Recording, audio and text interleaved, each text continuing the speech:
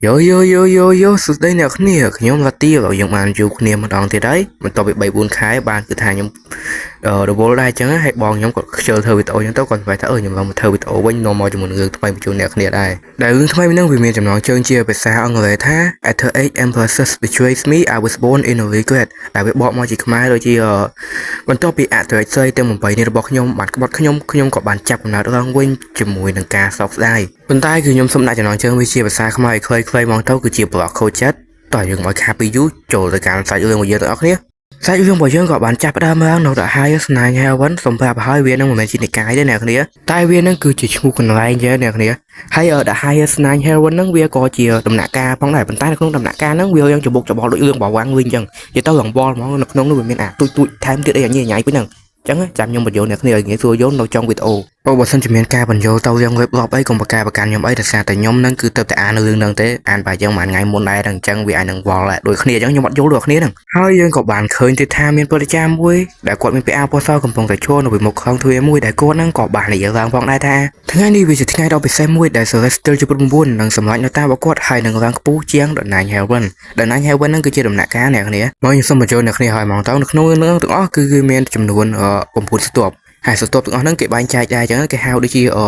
ពីសន្ទប់ទី1ដល់សន្ទប់ទី8គេហៅថា Lowest Heaven ចំណែកសន្ទប់ទី9គេហៅថា Highest Nine Heaven ដែលជាសន្ទប់ដ៏ខ្ពស់ហើយលើពីហ្នឹងគឺវាមានកម្រិតទៀតចឹងទៅប៉ុន្តែខ្ញុំអត់បញ្ជាក់ថាវាជាកម្រិតអីទេហើយនៅក្នុង Lowest Heaven ហើយនិង Nine Heaven ហ្នឹងគឺវានៅក្នុងហ្នឹងគឺគេមានកម្រិតរបស់គេទៀតចឹងទៅហើយនៅក្នុងកម្រិតហ្នឹងគឺវាមាននៅដំណាក់កាលរបស់គេទូចទៀតបន្ថែមទៀតចឹងទៅដូចជានៅក្នុង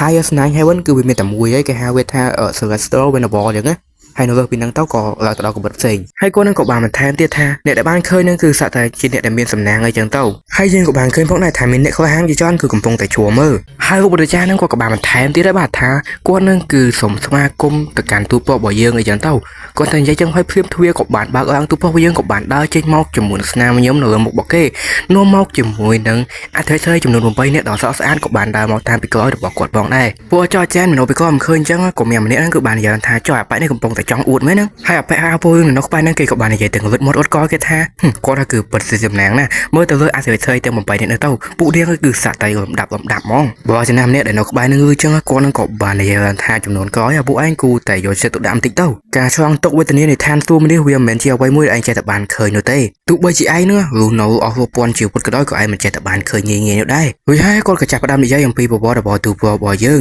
ងដែលបាននិយាយថាកាលពីមុនទូប្ររបស់យើងនឹងគឺធ្លាប់ប្រយុទ្ធគ្នាជាមួយនឹងពូជសាសរបស់ពពួកអរិយហើយក៏បានបំផ្លាញប្រភពរបស់ពួកវាផងដែរខ្ញុំហៅអរិយចឹងមកទៅជឿថាតាពួកពិសាចគេគឺពិតជាមនុស្សម្នាក់ដែលមិនអាចយកឈ្នះបានពិតមែនយើងក៏បានឃើញថាទូប្ររបស់យើងគឺគាត់ពិតជាខ្លាំងមែនទែនគឺថាចូលទៅអាណាចក្ររបស់ពពួកអរិយហើយគឺថាសម្រាប់ពួកនឹងយើងងគៀលហើយគឺថាបំផ្លាញភពរបស់ពួកវាចោលទៀតអធិស្ឋានអាណាចក្ររបស់ពួកវាហើយសត្វតែពេលហ្នឹងផងដែរតើការឋានសួគ៌គឺចិត្តចាប់ដើមហើយយើងក៏បានឃើញថាមានខ្យល់យ៉ាងខ្លាំងគឺបានធ្លាក់មកពីលើមេឃតែម្ដងទូប្រយើងដែលឈរនៅពីក្រោមហ្នឹងគេបានមើលទៅលើហើយក៏បាននិយាយឡើងថាថ្ងៃនេះយើងគឺចង់ដឹងហើយថាអ្នកណាគេនឹងហ៊ានមកបញ្ឈប់យើងរួចហើយគេក៏បានហោះឡើងដើម្បីទៅទទួលយកនៅទុនទៅអន្តរកម្មឋានសួគ៌មនុស្សដែលរងក៏ឃើញចឹងគេក៏បាននិយាយថាវាបានចាប់ដើមហើយ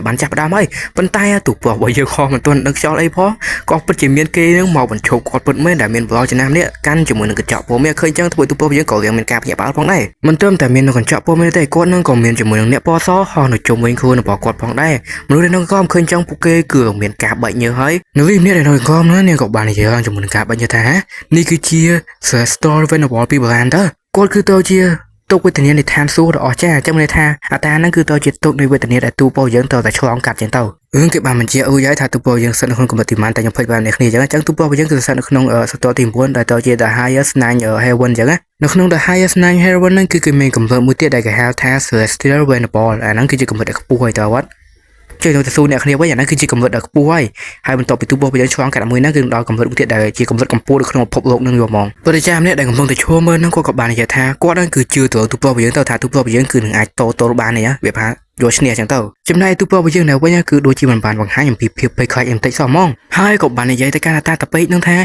ប ไว้គ្នាเราអញ្ចឹងអាតាតពេកហ្នឹងក៏បានយកភូមិគាត់តាតាយកភូមិឲ្យព្រៀបទូពណ៌វិញក៏បានបញ្ចេញនៅបច្ចេកទេសរបស់គាត់ចេញមកដោយវាក៏បានបង្កើតទៅជារូបយៈភូមិវាមួយនៅពីក្រោយទូពណ៌វិញហើយគាត់ក៏បានបើកការវិភាគទៅអាតាតពេ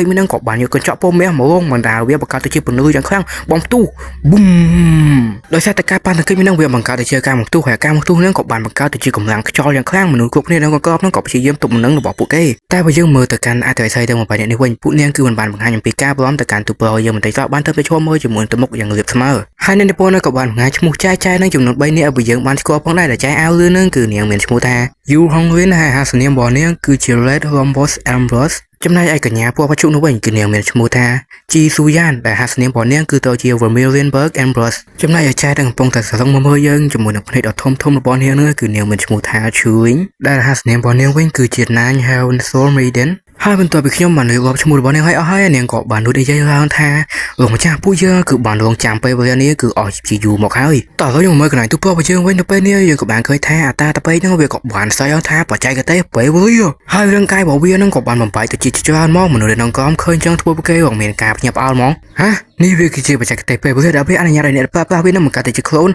ដើម្បីប្រើខ្លួននៅឆ្លងកាត់ពេលវេលាហើយនឹងទៅប្រមាញ់ទូពណ៌របស់យើងដែលស្ថិតនៅក្នុងពេលវេលាណាមួយហើយបើសិនជាទូពណ៌របស់យើងដែលស្ថិតនៅក្នុងពេលវេលាណាមួយនឹងគឺបានចាញ់នោះមានន័យថាទូពណ៌របស់យើងគឺដឹងតែចាញ់ទាំងអស់គ្នាហ្មងហើយនេះអ្នកគ្នាប្រហែលជាយល់ទៅអត់ជាមួយខ្ញុំមកយកអ្នកងាយស្រួលយល់ឧទាហរណ៍មានទូពណ៌របស់យើងនៅថ្ងៃអនាគតទូពណ៌របស់យើងនៅអតីតកាលទូពណ៌របស់យើងនៅម៉ាននាទីមុននេះទៅហើយបើសិនជាមានទូពណ៌ណាមួយដែលយើងកំពុងតែរៀបរាប់នេះគឺបានចាញ់គឺដឹងតែចាញ់ទាំងអស់គ្នាហើយវាអញ្ចឹងយើងដឹងឈ្មោះទូពណ៌របស់យើងហើយទូពណ៌របស់យើងគឺមានឈ្មោះថា Luyi ចំណែកកញ្ញា Ji Suyan នៅវិញនាងបានមើលទៅកាន់ទូពណ៌របស់យើងហាក់ដូចជានាងកំពុងតែមើលទៅកាន់សាច់ជ្រូកដែលគេដាក់នៅលើជញ្ញអញ្ចឹងបាទទូពណ៌របស់យើងគឺអាតានឹងបញ្ចេញនៅបច្ចេកទេសពេលវេលាអញ្ចឹងគេក៏បានខ្លាចដែរបាននិយមយ៉ាងលយហើយក៏បាននិយាយឡើងថាអូយស្អីមិនថាស្ថិតនៅក្នុងពេលវេលាណាក៏ដោយយើ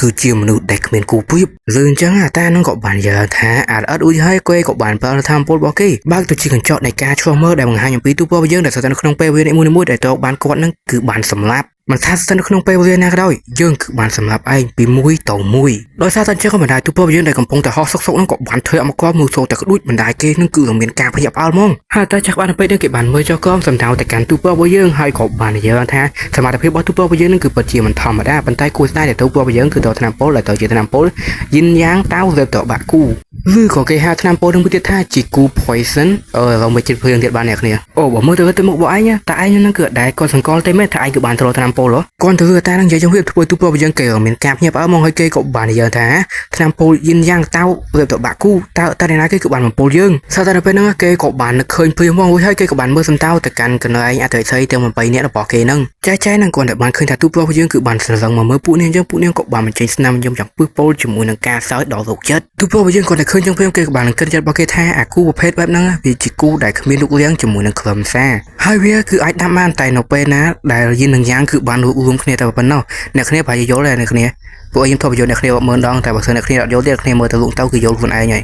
យប្រកបណាប្រកបជាពួកគេនឹងហើយដែលបានធ្វើវាហើយតែក្បាលទៅពេលនេះគាត់ក៏បានដឹងផងដែរហើយគាត់នឹងក៏បាននិយាយថាហើយស្នេហ៍នឹងការចាញ់គឺបានសម្រេចហើយវានឹងគឺពិតជាគួរអាណិតដែលនេះគឺជាមនុស្សមួយដែលពោពេញទៅដោយសេចក្តីសុចរិតជាមួយនឹងការស្រឡាញ់ប៉ុន្តែបែរទៅបានក្បត់ដោយមនុស្សស្រីដែលខ្លួនឯងស្រឡាញ់យ៉ាងខ្លាំងទៅវិញអ្នកគ្នាប្រហែលគិតថាតានឹងគឺជាមនុស្សក៏ឲ្យទៅអត់ទេអ្នកគ្នាគឺគិតខុសទាំងសងហើយអតិថិជនម្នាក់ដែលគេមិនទាន់បានបង្ហាញឈ្មោះនោះនាងគឺមានពាក្យអបអរសាដោយនាងក៏បាននិយាយឡើងថាស្អីគេគាត់នោះគឺជាមនុស្សដែលសុចរិតពួកយើងគឺត្រូវបានបំផិតបំភ័យដោយភាពតណ្ហាដ៏គួរឲ្យខ្លាចរបស់គាត់ជាមួយនឹងការគ្រប់គ្រងដ៏ផ្ដាច់ការរបស់គាត់អស់រយៈពេលជាយូរមកហើយអតិថិជនសក់ពណ៌សនេះដែលកំពុងតែឈប់បាំងមុខពួកយើងនឹងនាងក៏បាននិយាយថាដោយនាងគឺបាននិយាយទៅកាន់ទូពណ៌របស់យើងថាសស្បងតើអ្នកគឺនៅចាំ Feng Fuxi អត់បើមិនដោយសារតែអ្នកទេអ្នកដែលនៅជាមួយនឹងខ្ញុំនៅពេលនេះគឺជា Feng Fuxi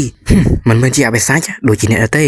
Feng Fuxi នឹងក្នុងរឿងគេអត់បង្ហាញមុខទេក៏តែគាត់យើងដឹងថាបែបហ្នឹងវាដូចទូបឯកចឹងអ្នកគ្នានិយាយទៅគឺថាស្អីទៅរួមផុតវាអញ្ចឹងចេញមកជាគណៈបែបបន្តបន្ទានពោពិធានសួរអញ្ចឹងអ្នកគ្នាមនុស្សអញ្ចឹងដល់ប៉ះមកអូនឈីងហ្វឹងបានទុកសាច់ហ្មងហើយបន្ទាប់មកកញ្ញាយូហុងលីនក៏បាននិយាយម្ដងដោយបានបញ្ចេញនៅធម្មពលនៅម្រាមដៃរបស់នាង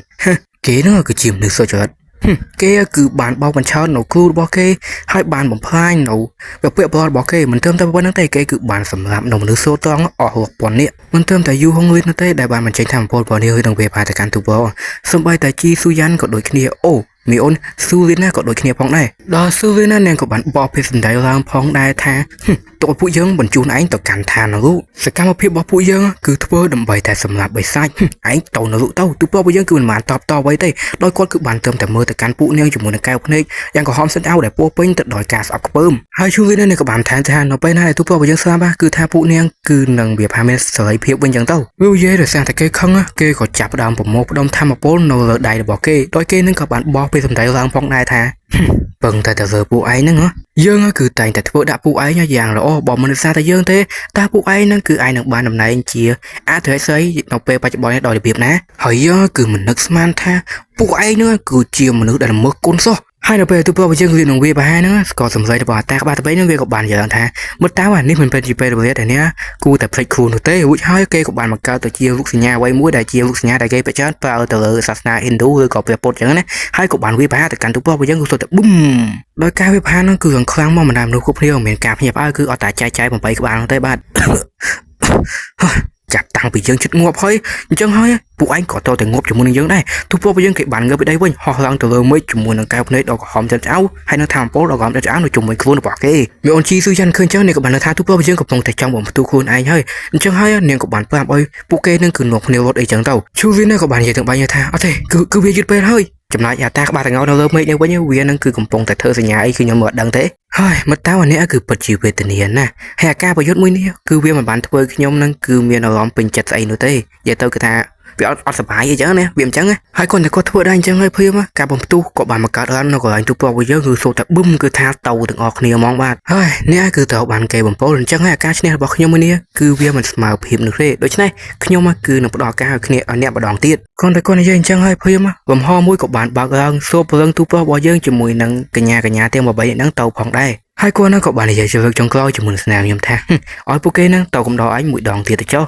hai coi cùng thua giờ nó mình làm thà khó chết xó nè ôi chỉ có nè cái hai này là bốn nó có bạn này đông phong này thà ta chắc ba đậpนั่นคือบ้านเปิดเราไปใจกันเตยไปบริเวณบ่อวิรังเราไปนอนทุบเราไปยังจุดมือหนึ่งกันยาผมไปเด็ดเตี้ยตลอดมอกันหาจุดนามนอย่างนั้นเดี๋ยวตลอดไปเวลาไทยก้อยแต่กันหาจุดนามนเฮ้ยให้ทุบเราไปยังเกยกบบ้านบ่าวในอยู่ล่างก้อนบ่าวเพื่อนทั่วเกยของเหมือนกาพยาบาลมองให้กบบ้านสตูตัวเมื่อกระเจาะอย่างลื่นโดยเมื่อให้ก้อนกบบ้านนั่งท่าก้อนนั่นคือปัจจุบันตลอดไปเวลาไทยก้อยเป็นคือมอกาปีหาจุดนามนทั่วก้อนนั่นเหมือนกาพยาบาลมองให้ซาไปได้ก้อนกับมองแต่เมื่อซกนั่นก็เหมือนได้มือบ่าวทวีดาวโจมอกได้นั่นคือเจียมออนชูวินึงไอ้โดยเนี่ยกับบานใหญ่พ้องได้ท่าโอ้ยชื่อกับบานไอ้จังเต้าให้คนแต่เนี้ยมันเคยทุบเพื่อนทุบเนี่ยคือหลังจอมหมดหาวท่าทุบเพื่อนคือเจียไปใส่จังมาใต้กับบานกระโดดต่อเจียวลงมาจ้าเว้ยโดยเครื่องเช็ดบอลเนี่ยเนี่ยกับบานเกิดได้ท่าเฮ้ตาปุกเยอะนั่นคือปัจจุบันต่อไปเวทอยคอยปัดเมย์ไหนดื้อกับเวกอนแต่จิกาสบัดแดงจังอ่ะทุบเพื่อนคืนจังเกี่ยวกับบานยังเช็ดบอกเกท่าบอกมือเราตามการมันจริงต้องบอกโอนนึงโอนนึงคอยจีเนียบานตลอดไปเพื่อถอยกอยปองได้โอ้ยสไลสตีลไปบ้านขยมมันคือปัจจุบันกูจะดอนในครั้งเต้นแต่เนี้ยคือบางปดอกายขยมมาดองตีดหายก่อนแต่ตู้เป้ายังกันเจ้าใช่ฮะโอนนึงมันจำยูเวียกับบานดอกสบายเชิงบอกเวียเจ๊งเราไปมองโอนนึงชูรีมองมาได้โมซีรีเนี่ยคือหลังชงอลดอกใช่อ๋อฮะเกย์กับบานปลาไปมองชูรีเนื้อมองอย่างเชิงเราบอกเกย์มองชูรีรู้จังทั่วเนื้อกับบานมันจริงตุ้มมองหาดูจริงเนี้ยคือจ่องสีสายเจ้าเชียงบอกก่อนจังเย่เกย์กับบานเนี่ยยังจัดบอกเกย์พ้องได้ถ้าเกย์คือไอ้สำหรับโอนชูรีนกหน่อยน้องมองใบสองซักเป็นแต่กาซาบ้าเวโดยซูลไปใช้สำหรับออนชูวินนึงอ๋อหายยังเคยทำออนชูวินโดยซาตานเนลหมายเถยบ้านในกับมาตดอกเชิงบอกตูเปอร์อย่างเตอร์ตูเปอร์ว่าคือกอดเนาแต่เมื่อแต่การโมนั่งจุ่มในแก้วเพลทเอาของยันจ้าบอกกอดดำกอบตดอยการสอบเพิ่มให้ขนมคู่บอกกอดนั่นคือโปเป็นตดอยการเกิดตดกอดนั่นคือบ้านกระทาเมื่อออนชูวินนั่นคือโปเป็นตดอยการสอบกับจมปูกอดไอจังเตอร์ยังให้ทุกใบจิกอดนั่นสำหรับโอนั่งกอมโอนั่นคือมันมีนกเพียบชื่อจับได้ให้ออกไปแต่กอดจ้องบ้านนะคือกอดจ้องออนชูวินนึงคือเนาจุ่มนกเพียบสไตล์ก็เอาเนาไว้ในเนื้อบัตรเฟิร์ดมาการกอดแต่โอ้ไหนดอกเชื่อไงเจ๊งที่หมายเถยจังให้คนแต่คนจังไว้ให้เกย์กบบานยี่วางจุ่มนกน้ำย่อมตกการมือออนชูวินนั่นแท้เอาไว้แต่บ้านการร้านตอนนี้คือเวียนั่งเหมือนเวนจิกาสบันเต้ผู้ยังคือปัจจุบันตลอดไปเวียถอยกอยเปิดเมนก่อนแต่เวียจงเพียงทอมออนชูวินนั่นเนียงหลังเมียนกาพยับอ้อมองให้ทุบปอยังกับบ้านมันต่อที่จุ่มนกแก้วในดอกก้ามือตะการมือนั่งมันไปได้เสียไปบ้านปลาเนาไปใจกันไปเวียบอกกอดมันจุนผู้ยังตลอดหมดตะการนู้วะคือยังบ้านจำในชบ้านเนาไว้ในเนียบ้านในใจเนาไงนู้จงเพียงออนชูวินนั่นเนียกับบ้านมือตะการกอดดีได้ทุบปอยังเกยกับบ้านเยอะแท้แต่เนียมันไม่ได้ใจท่าเนียนั่นคือจองบ้านเตยเพียบนายจังเราเนี่ยคือเนียเป็นเตยเพียบไปจับเต่าย้อมคือท่าออมปงกอลินมองนักเนี่ยให้ย่าเรื่องนี้คือท่ายังประโยชน์เจอได้ให้วัสันจิกาประโยชน์ทุกวันในคลิปไม่หลอมท่ายังโทนยัยเนี่ยคือไอ้ปามยังมองยังในการปะทอยยังเต่าได้ด่ากาโบแต่ยังกูแต่การปะทอยอดโอเคนักเนี่ยเรื่องบ่โคจัดบ่เยอะเวทีมวยคือบ่มาดอตีมันชาวไว้ไม่ได้นักเนี่ย ល្អមើលអត់បើសិនជាអត់ទៅខ្ញុំដូររឿងចឹងទៅហើយយ៉ាបើសិនអ្នកគេចង់ជួយលើកទឹកចិត្តខ្ញុំអីកុំភ្លេចជួយ donate ឲ្យខ្ញុំផងតាមបន្តិចទេក៏ខ្ញុំយកដែរប្រហែលក៏ខ្ញុំយកដែរយ៉ាអរគុណមានតែប៉ុណ្្នឹងឯងតែការស្នេហ៍ពេលនេះមកទស្សនាវីដេអូខ្ញុំបាយបាយ